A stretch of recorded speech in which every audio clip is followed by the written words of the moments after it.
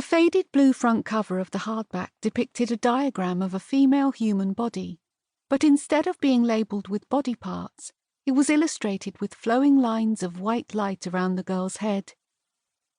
Jay rubbed her hand across the title, The Physiology of Power.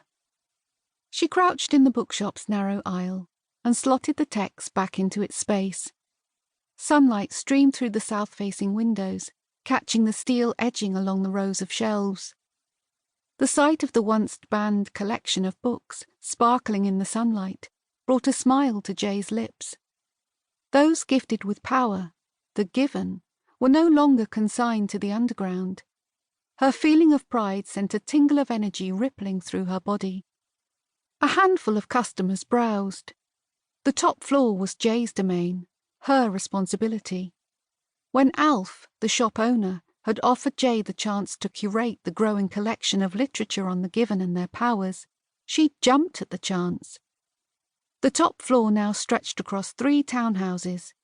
It doubled as a library, and it thrived.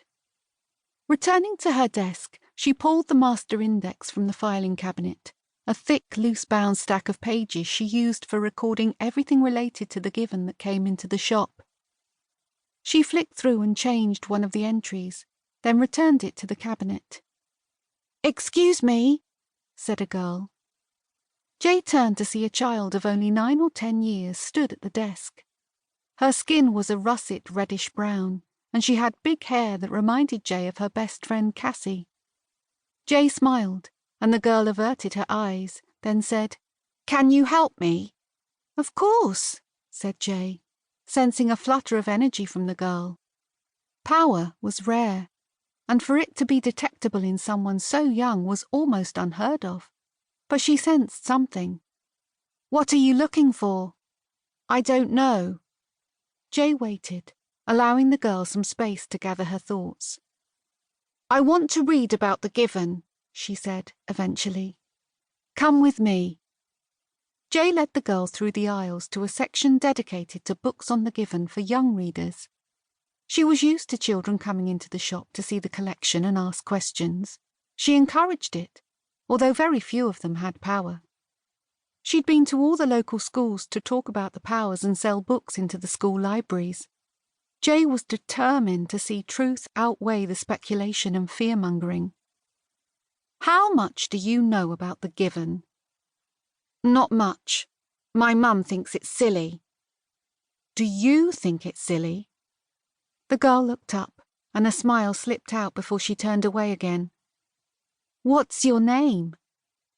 The girl paused and turned to look at Jay as if deciding whether to reveal her name. "Angie," she said. "I'm Jay." "I know," said Angie. Jay caught a definite wisp of power then. She rocked back in her seat. Her colours were neutral, reserved, naive. "And do you feel a connection with the power?"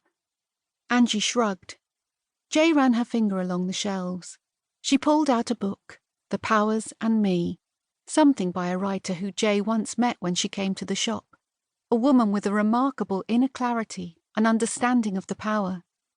She had written 3 books, but this one was specifically for kids trying to understand their own powers, their origins, and how they present before the marking appears. Jay led Angie to a table. "You want me to tell you about it, or shall I leave you to read for a while?" "Can I ask you something?" Angie said, looking out of the window towards the hills of the Downs. "Anything." Jay sat and followed her gaze. The afternoon sun cast a glow over Highdown Hill, from which energy flowed freely.